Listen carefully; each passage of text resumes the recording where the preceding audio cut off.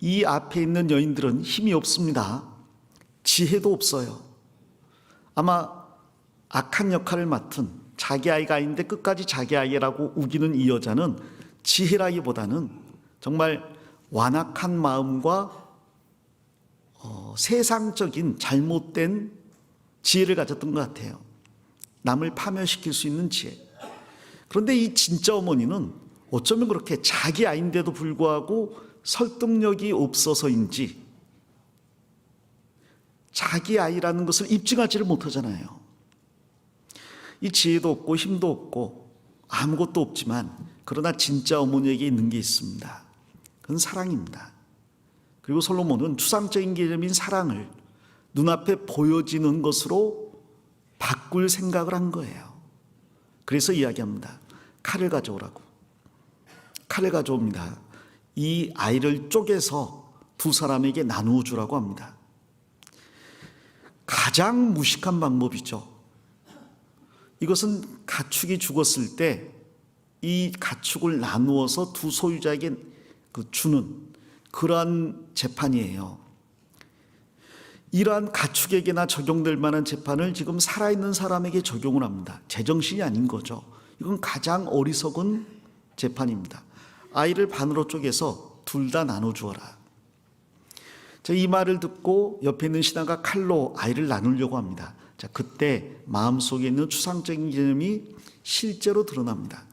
산 아이를 두고 두 여인의 반응이 달라요. 한 여인은 뭐라고 합니까? 26절에 그 산 아들의 어미 되는 계집이 그 아들을 위하여 마음이 불붙는 것 같아서 왕께 아뢰어 가로되 청컨대 내 주여 산 아들을 저에게 주시고 아무쪼록 죽이지 마옵소서. 이 산 아들을 저에게 주십시오 그랬습니다. 이 아들은 자기 아들인데 이 아들을 차라리 저 여인에게 주십시오. 그럼 자기의 것을 뺏기는 거잖아요. 자기에게는 손해입니다. 그리고 지금까지 재판해온 모든 것이 물거품이 되는 것뿐 아니라 잘못하면 자기가 진짜 엄마가 아니었다는 게 드러날 수도 있고 진짜 엄마지만 진짜 엄마가 아니라는 오해를 살 수도 있고 그로 인해 벌을 받을 수도 있습니다. 그러나 저 아이가 살 수만 있다면 내 것을 빼앗겨도 좋고 더 나아가 내가 사람들에게 거짓말장이라고 모욕을 당해도 좋고 왕에게 어떤 처벌을 달게 받아도 좋다는, 그래서 저 아이는 살고 나는 죽어도 좋다는 그 마음이 드러난 거예요. 나는 죽어도 됩니다. 아이를 살려주십시오. 그게 사랑이고 그게 어머니의 마음이잖아요. 그런데 반대로 다른 계집은 말합니다. 내 것도 되게 말고 내 것도 되게 말고 나누게 하라 하는지라. 자, 이건 가장 어리석은 대답이에요. 사실 이 대답을 하는 순간 모든 사람이 알게 되잖아요. 저 여자가 가짜구나. 그런데 지금까지 그 많은 사람들을 속일 수 있었던 창기가 왜 갑자기 이런 어리석은 말을 할까요? 이 말만 듣고도 분별할 수 있잖아요. 왜 갑자기 이런 생각을 밖으로 내뱉었을까요? 그동안 교묘하게 속이고 숨기고 그리고 다른 사람 앞에서 거짓말했던 그 모든 것들이 이 사랑이라는 문제 앞에서 다 무너져 버린 겁니다. 이 여인은 사랑이 없습니다. 그 마음 속에 이타적인 마음은 눈꽃만큼도 없습니다. 내 아이가 죽었습니다. 그런데 내 아이가 죽은 게 슬프고 분한 걸 넘어서서 더 문제가 되는 건 저 아이는 살아있다는 거예요. 내 아이는 죽었는데 왜 저 아이는 살아있느냐? 내가 없는 아이가 왜 저 여인에게는 있느냐? 자기가 잃은 것에 대해서 슬퍼하는 걸 넘어서서 남의 것을 시기하고 질투하고 빼앗고자 하는 마음이 있잖아요. 십계명에 보면 십계명에 보면 그 모든 것이 사랑으로 귀결됩니다.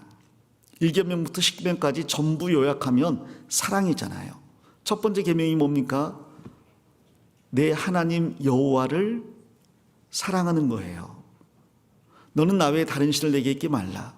그렇습니다. 정말 하나님을 사랑하면 하나님 외에 다른 신을 두지 않지 않습니까? 아내를 사랑한다면 다른 여자에게 마음을 주지 않을 겁니다. 내 형상을 비교해서 우상을 만들지 말고 그것 되게 절하지 말라고 합니다. 정말 내 아내를 사랑한다면 다른 사람의 사진을 가지고 다니지 않겠죠. 내 아내를 사랑한다면 망령되이 일컫지 말라 그랬잖아요. 누군가가 내 아버지의 이름을 망령되이 일컫거나 내 아내를 망령되이 일컬으면 경고할 겁니다. 내 아내에 대해서 그렇게 말하지 말라고, 내 아버지에 대해서 그렇게 말하지 말라고. 나는 아버지를 사랑하고 아내를 사랑한다고.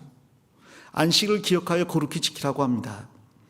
정말 아내를 사랑하면 많은 바쁜 일 가운데서도 아내를 위해서 시간을 냅니다. 그 아내와 약속을 지키기를 원하고 그 아내와 함께하기를 원합니다. 정말 하나님을 사랑하면 많은 일이 있음에도 불구하고 하나님을 위해서 특별한 시간을 냅니다.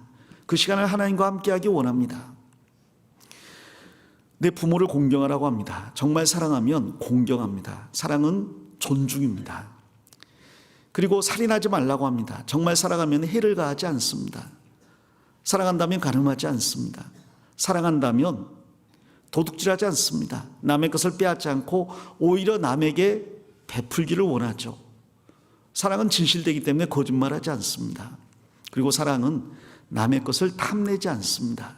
오히려 남이 가진 것을 기뻐합니다. 아버지가 있고 자녀가 있는데 자녀가 아버지가 갖지 못한 걸 가졌다고 합시다. 자녀가 돈을 많이 벌었어요. 배 아파요? 너희 아버지는 13평짜리 단칸방에 사는데 네가 돈을 벌어서 감히 그런 집에 살 수 있단 말이냐? 화냅니까? 아니잖아요. 어머니는 못 배웠는데 아들이 박사학위를 땄어요. 질투합니까? 사랑하기 때문에 자녀가 잘 되는 것을 기뻐하잖아요. 그걸 즐거워합니다. 그런데 사랑이 없으면 남이 잘 되는 게 속상하고 배 아프고 더 나아가서 그것을 빼앗고자 하는 마음이 생깁니다. 지금 이 여인은 이 말을 함으로써 자기에게 사랑이 없다는 걸 스스로 입증했습니다. 내 것도 되게 말고 저 여자 것도 되게 마십시오. 나누십시오. 이 살인하는 게 들어가 있고요, 거짓말하는 게 들어가 있고요, 남의 것을 탐내는 게 들어가 있습니다. 모든 사랑과 관련된 것을 어기는 그 말이 이 한마디에 다 담겨 있습니다. 그 말로 인해서 이 여자의 거짓됨이 드러났습니다.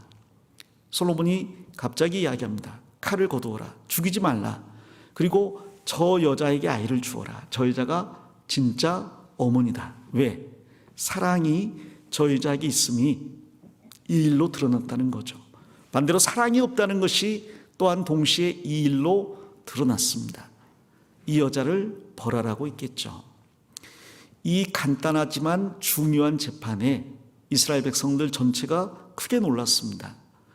그래요. 감각으로, 느낌으로 어떤 걸 재판하기는 쉬울 수 있습니다. 그러나 분명한 통찰력을 가지고 사람의 깊은 것을 꿰뚫어보고 그것을 끄집어내는 지혜는, 그리고 객관화시킬 수 있는 지혜는 아무나 가진 게 아닙니다. 솔로몬은 그 지혜를 가진 사람이 이미 드러났습니다. 가장 무식한 방법을 통해서 가장 큰 지혜를 드러내고 또 본질인 사랑을 드러냄으로써 진리를 드러냈습니다. 진실은 한 여자가 진짜 어머니라는 거죠. 이 여자는 가짜 어머니라는 거죠. 그 진실을 결국 드러낸 것은 사랑입니다.